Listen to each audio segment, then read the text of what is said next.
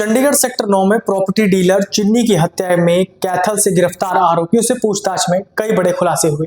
शुरुआती जांच में सामने आया कि शूटरों ने वारदात से पहले 3 से 4 दिनों तक लगातार चिन्नी की रेकी की। वो न्यू चंडीगढ़ तक उसके पीछे पहुंचे, जहां एक कार वॉशिंग सेंटर पर उसकी फॉर्च्यूनर खड़ी मिली, लेकिन चिन्नी मौके पर नहीं था।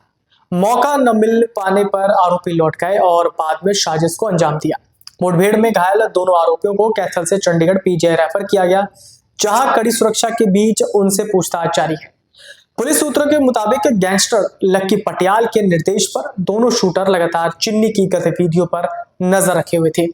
उन्हें पहले से इनपुट दिया गया था कि चिन्नी अक्सर जिम या अपने ऑफिस में मिलता है। इसी आधार पर वो उसकी मूवमेंट ट्रैक कर रहे थे। वारदात से पहले दोनों आरोपी 3 दिन तक कझेड़ी के एक होटल में ठहरे रहे, जहां पूरी प्लानिंग को अंतिम रूप दिया गया। जांच में यह भी सामने आया कि हत्या में इस्तेमाल हथियार और बाइक की व्यवस्था भी चंडीगढ़ में ही करवाई गई थी। आरोपियों के पास चिन्नी की फॉर्च्यूनर का नंबर पहले से मौजूद था, जिससे वो आसानी से उसका पीछा कर सके। हैरानी की बात यह है कि इतनी बड़ी साजिश के बावजूद स्थानीय पुलिस को इसकी भनक तक नहीं लगी। वही कैथल में एनकाउंटर के बाद एजीटीएफ एसपी विक्रमजीत सिंह बराड़ ने क्या कहा, सुनिए।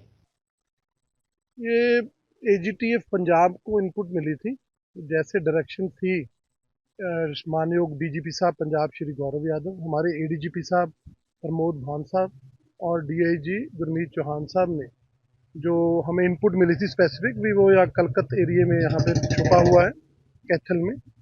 जो अक्यूज है सेक्टर 9 चंडीगढ़ में, मेन अक्यूज जो शूटर थे, कल जो किलिंग हुई थी वहाँ ब्रूटल डे लाइट मर्डर था, उसमें इन्वॉल्व है। तो हमने इमीडिएटली एसटीएफ हरियाणा के साथ शेयर किया, तो उन्होंने आगे एसटीएफ करनाल की टीम को डिप्यूट किया।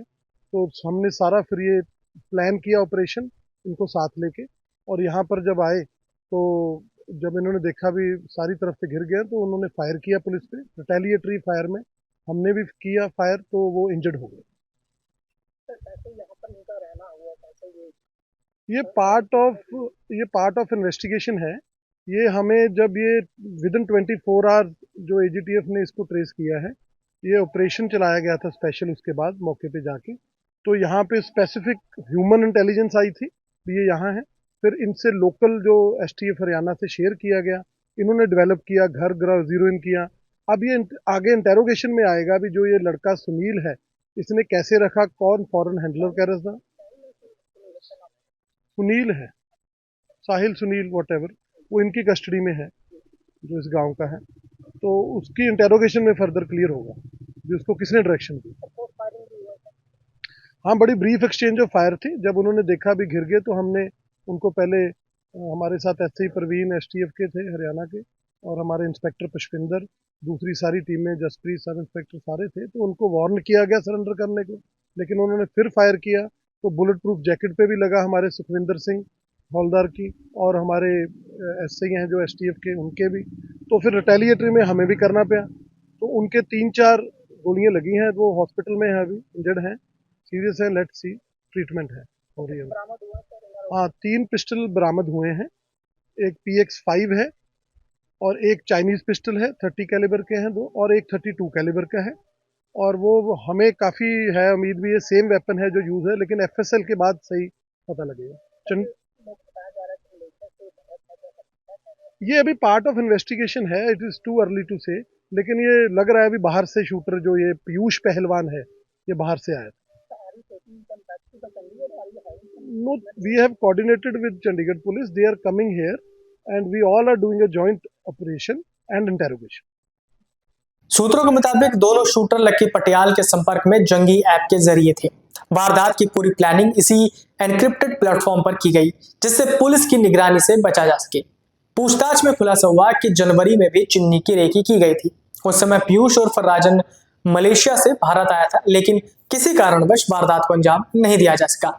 इस पर दोबारा आकर उसने योजना पूरी की। पुलिस के मुताबिक पीयूष का संपर्क मलेशिया में उसके रूम पार्टनर के जरिए लक्की पटियाल से हुआ था। वहीं दूसरे आरोपी प्रीतम का संपर्क अमेरिका में रहने वाले एक व्यक्ति के जरिए गैंगस्टर से हुआ। अब पुलिस इस अंतरराष्ट्रीय नेटवर्क की कड़ियां जोड़ने में जुटी है। जांच में एक और अहम एंगल सामने आया है। सूत्रों के मुताबिक चिन्नी का किसी बड़ी पार्टी के साथ प्रॉपर्टी को लेकर विवाद चल रहा था।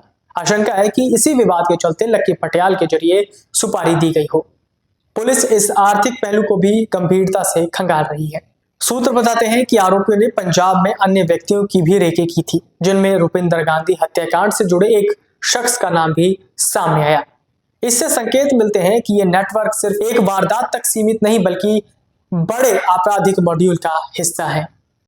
अगर आप ये वीडियो YouTube पर देख रहे हैं तो हमारे चैनल को सब्सक्राइब कर बेल आइकन दबाएं और Facebook पर देख रहे हैं तो हमारे पेज को लाइक करें।